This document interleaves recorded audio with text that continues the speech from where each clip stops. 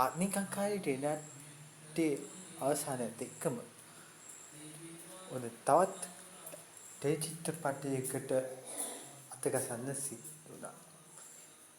මේ චිත්‍රපටය ගැන ඔබට කිව්වොත් මා කලින් බලපු එමි කියන නාට්‍යය. ඒ චිත්‍රපට ලෙසින් ඔබට මගේ YouTube channel එකෙන් බලන්න පුළුවන්.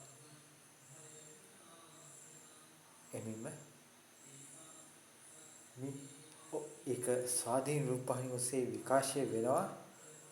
මේ රංගනයේ දායක වුණේ හයසිත් අපාතින් නැසී ගිය හයසිත් විජේරත්න, මිෂෙල් දිහාර, සංගීත ප්‍රභු, රමණී සීවර්ධන සහ මනීෂා චංචලා.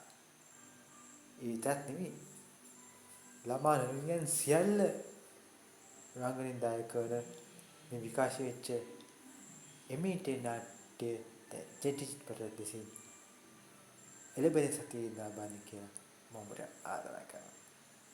ජය වේවා.